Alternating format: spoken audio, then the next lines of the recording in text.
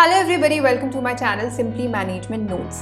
जैसे कि आप जानते हैं, इस चैनल पर हम मैनेजमेंट से रिलेटेड टॉपिक्स पर वीडियोस अपलोड करते हैं which are useful for BBA, MBA, commerce students and UGC NET aspirants preparing for UGC NET paper 2 code 55 and 70। Previous video में हमने डिसीजन मेकिंग से रिलेटेड कुछ टॉपिक्स स्टडी किए थे, जैसे कि meaning, definitions, features, types of decisions, decision making process, effective decisions, common biases and errors and guidelines for effective decision। इस video में हम स्टडी करेंगे ग्रुप डिसीजन मेकिंग।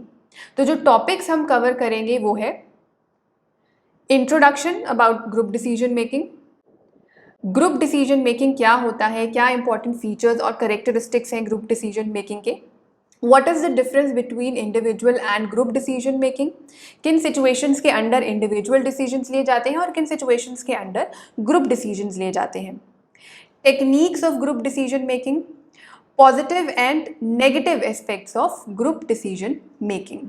वीडियो के एंड में कुछ MCQs हैं जो कि कॉम्पिटिटिव एग्जाम्स में पूछे जा सकते हैं, वो आप एक बार ज़रूर देख लीजिएगा। So let's start with today's topic, group decision making. सबसे पहले meaning of group decision making. Group decisions are taken by a group of persons constituted for particular purpose. In order to make such decisions, managers working at the same or different levels come together and deliberate over the problem. Deliberate over means to think, talk or discuss about something. Decisions taken by board of directors or committee are some examples of group decisions. So group decision making में क्या होता है, decisions are taken by group of managers, board, team, committee और सब committee. ये managers हो सकता है सेम लेवल पर काम करते हैं या हो सकता है डिफरेंट लेवल्स पर काम करते हैं, और managers from different departments can also come together to solve a problem that is important for the organisation. This is group decision making. Now let's have a look at some important features of group decision making. There are at least 2 decision makers acting jointly on the issue under decision making. So group decision making के लिए कम से कम 2 लोग होने चाहिए। It can be more than 2 also, but at least 2 people are required to make a group. There is active interaction among group members.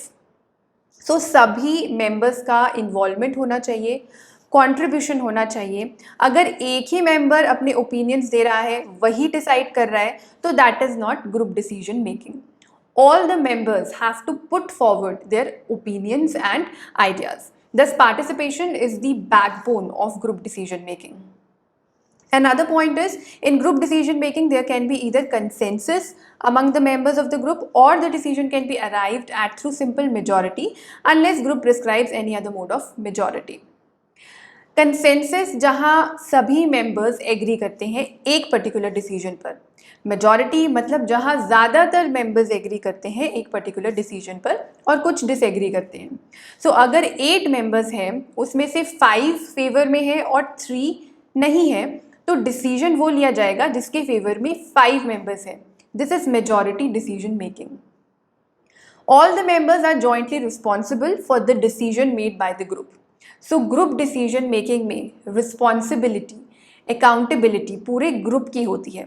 अगर कुछ members disagree भी करते हैं डिसीजन के साथ, still they are responsible for the decision. So joint responsibility होती है। Now how group decision making is different from individual decision making. Individual decision making में there is one person who makes the decision. Group decision making में there are group of people who make the decision. Individual decision making में decision लेने में ज़्यादा time नहीं लगता, क्योंकि individual decision में कोई कंसेंसस रिक्वायर्ड नहीं होता है, कॉन्फ्लिक्ट्स नहीं होते हैं, एक ही पर्सन ने डिसीजन लेना है, तो इट टेक्स लेस टाइम। वहीं group decision making time consuming होता है, सभी ग्रुप मेंबर्स कई बार एग्री नहीं करते, it takes time to reach consensus. Individual decision making में मीटिंग्स और डिस्कशंस की ज़रूरत नहीं होती, ग्रुप डिसीजन मेकिंग में मीटिंग्स होती हैं, डिस्कशंस होती हैं। No brainstorming is required in individual decision making. Group decision making में brainstorming की ज़रूरत पड़ती है. It requires brainstorming of ideas and thoughts. Individual decision making उन प्रॉब्लम्स के लिए होता है जिनमें रिस्क इन्वॉल्वमेंट कम है, लेकिन जहाँ रिस्क ज़्यादा है there experts from different departments come together to take decision. Individual decision making में रिस्पॉन्सिबिलिटी एक ही पर्सन की होती है।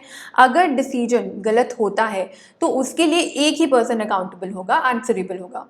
लेकिन ग्रुप डिसीजन मेकिंग में क्योंकि एक से ज़्यादा लोग इन्वॉल्व होते हैं तो किसी एक पर ब्लेम नहीं आता, कोई एक लायबल नहीं होता। It's the entire groups responsibility and liability. So these are the main points of difference between individual and group decision making. Next topic is situations for individual and group decision making. कौन कौन सी ऐसी situations हैं जिन पर ये depend करता है कि group decision लेना चाहिए या individual decision. Firstly, nature of problem. अगर प्रोग्राम्ड डिसीजन है जहाँ प्री डिटर्मिन्ड पॉलिसीज़ हैं, गाइडलाइंस हैं, जहाँ रूटीन रिपीटेटिव टास्क से रिलेटेड प्रॉब्लम्स हैं, उनके रिगार्डिंग डिसीजन लेना है तो इंडिविजुअल डिसीजन मेकिंग सही रहेगा। लेकिन अगर नॉन प्रोग्राम डिसीजन है, मतलब आपको ऐसी प्रॉब्लम्स के लिए डिसीजन लेना है जो कि यूनिक है, अनयूजुअल है, then group decision making is suitable. Another point is quality of decision. अगर हाई क्वालिटी डिसीजन चाहिए तो group decision making is preferable, क्योंकि ग्रुप डिसीजन में ब्रेनस्टॉर्मिंग सेशंस होते हैं जिसमें अलग अलग क्रिएटिव आइडियाज निकल के आते हैं।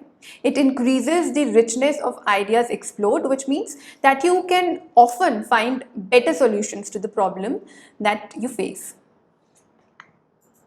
Next point is climate of decision making. अगर सपोर्टिव एंड कोऑपरेटिव क्लाइमेट है तो ग्रुप डिसीजन मेकिंग, अगर कॉम्पिटिटिव क्लाइमेट है तो individual decision making. Next point is time availability. Group decision making time consuming होता है, तो जब सफिशिएंट टाइम है तो group decision making is best. अगर लिमिटेड टाइम है तो it's better to go for individual decision making. अगला पॉइंट है लीगल रिक्वायरमेंट। चाहे ऑर्गेनाइजेशनल पॉलिसीज़ रूल्स हैं या चाहे गवर्नमेंट पॉलिसीज़ हैं, कुछ डिसीजन ऐसे होते हैं जहां बोर्ड ऑफ डायरेक्टर्स या कमिटी का डिसीजन लेना कंपलसरी होता है, मैंडेटरी होता है। For example, if decision is to be taken regarding dissolution और winding up of the company, such decisions are taken by board of directors. अब देखते हैं techniques of group decision making. Group decision making में भी बहुत सारी अलग अलग टेक्निक्स हैं, मेथड्स हैं। कुछ इंपॉर्टेंट टेक्निक्स हम स्टडी करेंगे जैसे कि brainstorming, synectics, nominal group technique, Delphi technique, dialectic decision method and fishbowl technique. सबसे पहले बात करते हैं ब्रेनस्टॉर्मिंग टेक्निक की। ये टेक्निक डेवलप की थी एलेक्स एफ ऑसबोर्न ने, जिनको फादर ऑफ ब्रेनस्टॉर्मिंग भी बोला जाता है। इन्होंने इस टेक्निक को सबसे पहले अप्लाई किया था 1938 में एक अमेरिकन कंपनी में, और अब ये टेक्निक बहुत सारी कंपनीज में यूज़ होती है, एजुकेशनल इंस्टीट्यूशंस में यूज़ होती है for building ideas, for finding new and unusual solutions to difficult problems. Brainstorming के कुछ रूल्स होते हैं। एक तो कोई भी किसी के भी आइडियाज़ को क्रिटिसाइज नहीं करेगा, कोई किसी को जज नहीं करेगा, ताकि सब बिना किसी डर के, बिना किसी हेजिटेशन के अपने आइडियाज़ आगे रख सके। Secondly, radical ideas are better. Group members are asked to voice any solutions they think of, no matter how outrageous or impractical they seem. So idea देना है, चाहे जितना मर्जी शॉकिंग आइडिया हो, अनरियलिस्टिक आइडिया हो, अनयूजुअल आइडिया हो, there is no limit on wild or far-fetched ideas. Thirdly, the quantity of idea production is stressed, which means as many ideas related to the topic should be generated as possible. तो brainstorming में focus होता है quantity of ideas पर, ना कि quality पर। ज़्यादा से ज़्यादा आइडियाज़ देने होते हैं, चाहे जैसे मर्जी आइडियाज़ हो। Then the improvement of ideas by others is encouraged. Combining ideas of other or adding to somebody else's idea is the part of creative process. Members can suggest improvements, variations, or combinations of previous ideas. So all these points should be kept in mind while idea generation phase of brainstorming session.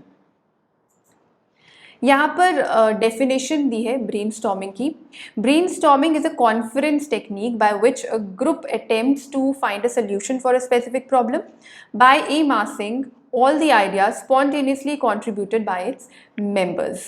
Amassing means gathering or accumulating. तो ये brainstorming की definition है that you can learn. Now let's have a look at the process of brainstorming. Brainstorming में 10 से 15 लोगों का group होता है and they all should be related with the problem directly और क्लोजली. ज़रूरी नहीं है कि वो सेम डिसिप्लिन से हो, but they should be related to the problem.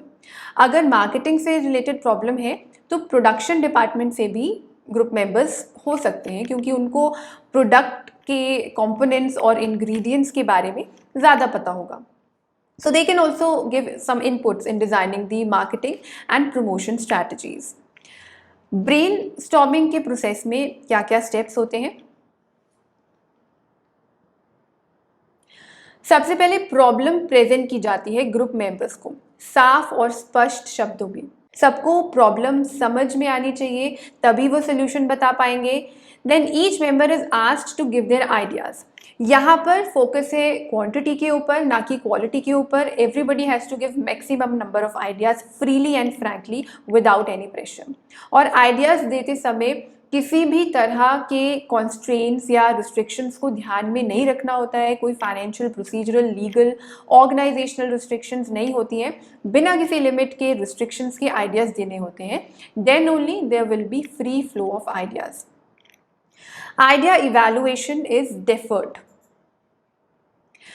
Deferred means delayed, मतलब आइडियाज़ को इवैल्यूएट बाद में किया जाता है. जो भी आइडियाज़ बताए जाते हैं उनको रिकॉर्ड किया जाता है वाइट बोर्ड्स, फ्लिप चार्ट्स पर, और notes are made and analysis and discussion is done later. Result discuss करना सेशन का पार्ट नहीं होता है, वो बाद में किया जाता है. Next meeting can be scheduled to discuss ideas and decide the process of implementation.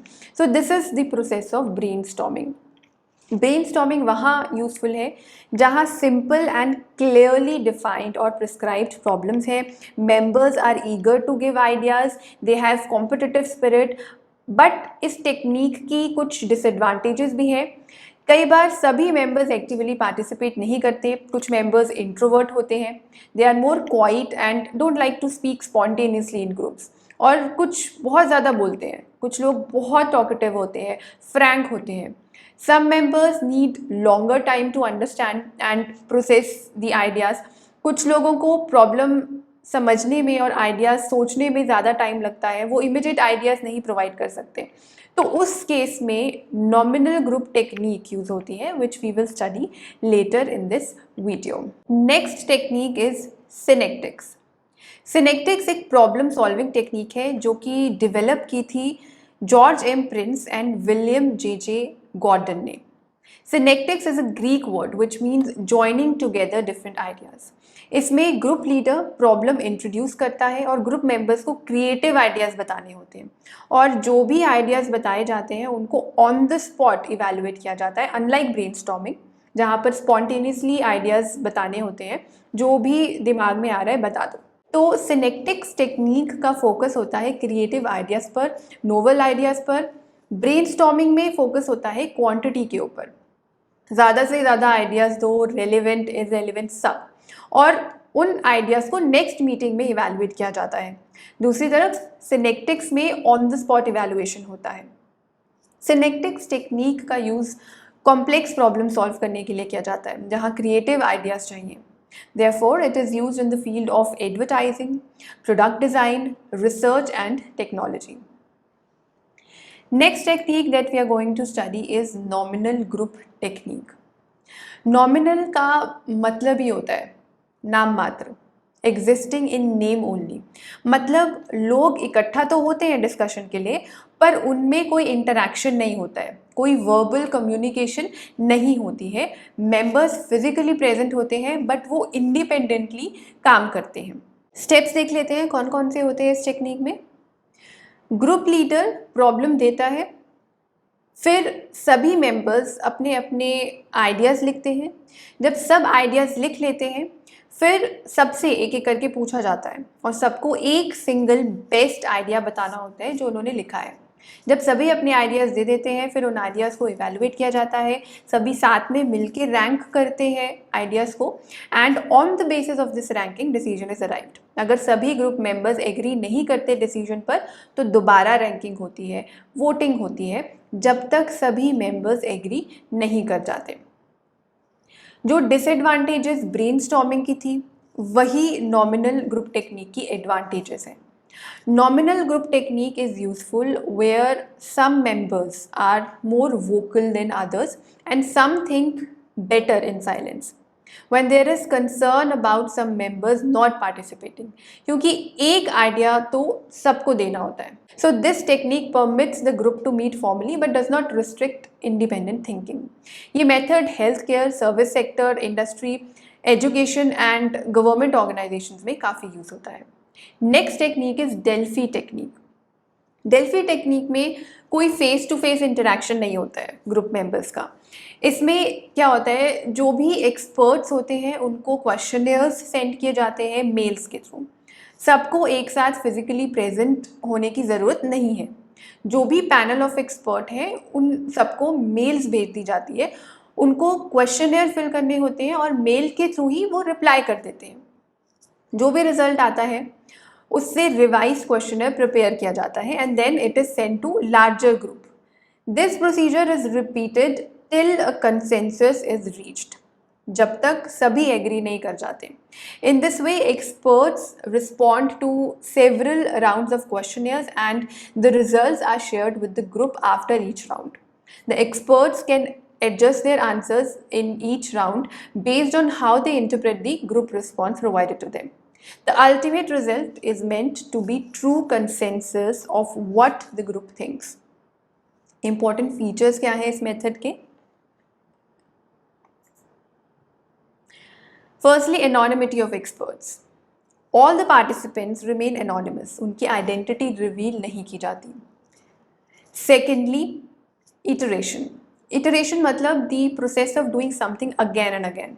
Answers are tested again and again until a consensus is reached. This creates concrete information. Thirdly, controlled feedback. Experts are informed about views of other experts who participate in the study. बाकी experts के views बताए जाते हैं but उनके names नहीं reveal किए जाते. Fourthly, statistical group response. Delphi method can provide quantitative results. In this technique, firstly, there is qualitative questionnaire in the first round followed by quantitative survey method. So, it can be considered as qualitative and quantitative technique. अगला method है dialectic decision method. Group decision making में क्या होता है, members कई बार बहुत जल्दी agree कर जाते हैं किसी एक alternative पर to avoid long discussions or arguments. Sometimes they lack willingness to raise and confront tough issues. इस प्रॉब्लम को ओवरकम करने के लिए डायलेक्टिक डिसीजन मेथड यूज किया जाता है. Let's have a look at the steps involved. सबसे पहले a statement of problem is presented. मान लो प्रॉब्लम है how to raise the profits. Now based on this statement alternative proposals are generated. Alternatives यहाँ पर होंगे प्राइस इंक्रीज करो या कॉस्ट कम करो. अब ग्रुप मेंबर्स को दो टीम्स में बांट दिया जाएगा, group A and group B. दोनों groups pros and con search करेंगे अपने अपने ऑल्टरनेटिव्स के. जिन्होंने चूज किया है प्राइस इंक्रीज करना वो उसके प्रॉज एंड कॉन्स सोचेंगे और जिन्होंने चूज किया है कॉस्ट कम करना वो उसके प्रॉज एंड कॉन्स सोचेंगे. After that, both the group meet together to make the final choice. उसके बाद डिसाइड होगा कि या तो ऑल्टरनेट ए चूज करें या बी, या फिर दोनों में से कोई भी नहीं, कोई न्यू ऑल्टरनेटिव सर्च करें. So this is how this technique works. ये टेक्निक थोड़ी टाइम कंज्यूमिंग है, सो वहीं पर यूज़ हो सकती है जहाँ टाइम एक लिमिटिंग फैक्टर नहीं है. And also it requires preparation from each group member in advance of the discussion. अगली टेक्निक है fish bowl technique. Fish bowl technique वहाँ यूजफुल है जहाँ बहुत सारे लोगों का पार्टिसिपेशन चाहिए. There is a large group जहाँ लोग ज़्यादा हैं. अगर एक साथ डिस्कशन होगा तो कॉन्वर्सेशन को हैंडल करना बहुत मुश्किल हो जाएगा और इतने सारे लोगों में कुछ लोग ऐसे होंगे जो एक्टिवली पार्टिसिपेट करेंगे while others are afraid to speak up. So this may result in an unregulated discussion that can be chaotic and futile and inhibiting knowledge sharing. तो इस केस में fish bowl technique can be useful.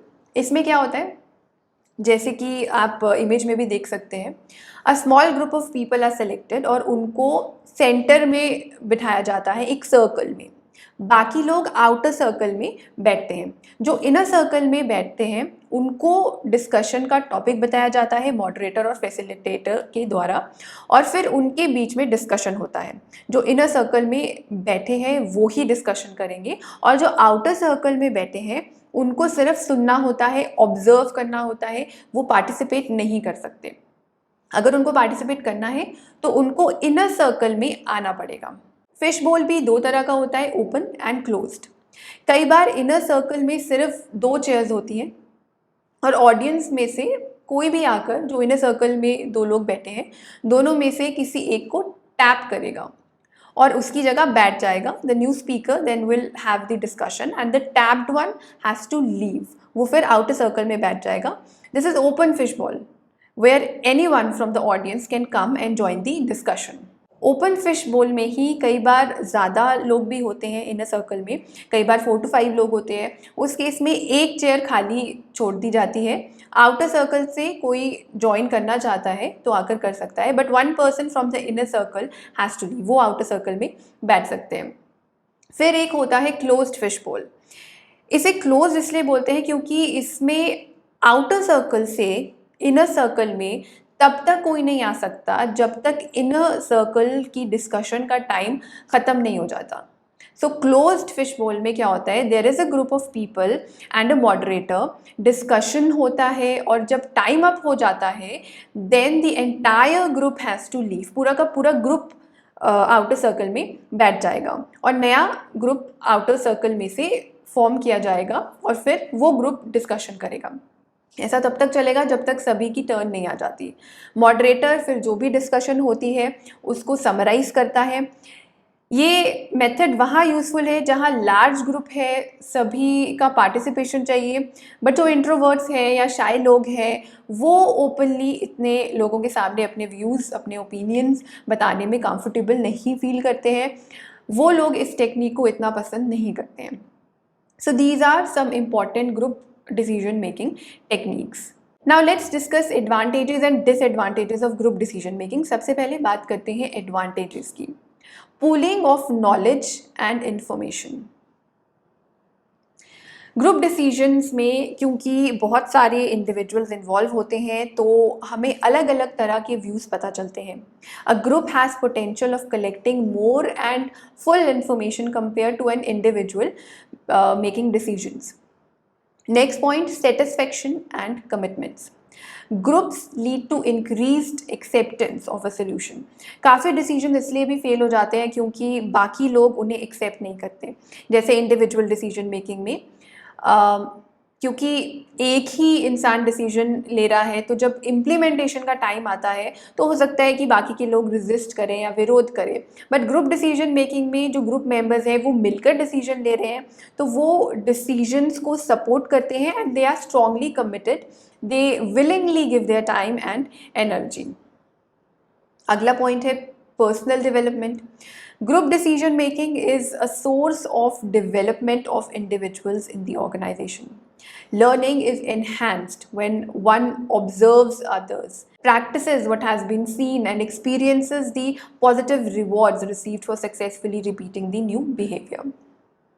Then more risk taking. हर एक decision में risk involve होता है क्योंकि आज जो डिसीजन लिया जाएगा उसका असर फ्यूचर पर भी होगा। इंडिविजुअल डिसीजन मेकिंग में क्या होता है, क्योंकि एक ही इंसान ने डिसीजन लेना होता है तो वो ज़्यादा रिस्की डिसीजन लेना अवॉइड करता है क्योंकि कुछ गलत हो गया तो ब्लेम एक ही इंसान पर आएगा। तो जहाँ रिस्क इन्वॉल्वमेंट ज़्यादा है वहाँ ग्रुप डिसीजन मेकिंग बेस्ट है क्योंकि उस केस में ब्लेम किसी एक पर नहीं आता, it's a shared responsibility and accountability. तो ये थे merits of group decision making. Now let's have a look at negative aspects of group decision making या फिर disadvantages of group decision making या demerits of group decision making. पहला point है time consuming. Group decision making time consuming होता है। Individual decision making इतना time consuming नहीं होता है क्योंकि उसमें एक ही इंडिविजुअल ने डिसीजन लेना है। ग्रुप डिसीजन मेकिंग में मीटिंग्स होती हैं, डिस्कशंस होती हैं, तो उसमें काफ़ी टाइम कंज्यूम हो जाता है। Next point is group think. Group think क्या होता है? Group think is a type of thinking that occurs when reaching agreement become more important to group members than arriving at sound decision. कई बार कुछ members के conflicting views होते हैं, opposing views होते हैं, बट वो एक्सप्रेस नहीं करते ताकि क्लैशेस ना हो, टीम स्पिरिट ना खराब हो, group harmony and conformity should not be affected. इसीलिए हाँ में हाँ मिला दो. तो सोशल प्रेशर की वजह से जब कुछ मेंबर्स अपने व्यू स्ट्रांगली नहीं रखते और हाँ में हाँ मिला देते हैं, चाहे उनके लिए वो डिसीजन वैलिड हो या ना हो, करेक्ट हो या ना हो, that is group think. So this is one of the disadvantages of group decision making. अगला पॉइंट है problem of responsibility. Group decision suffer from ambiguous responsibility. In an individual decision it's clear who is accountable for the final outcome. A group decision is no one's decision and no one is held individually responsible for that. Fourth point is individual domination. कई बार group decision making में भी एक ही individual की domination होती है.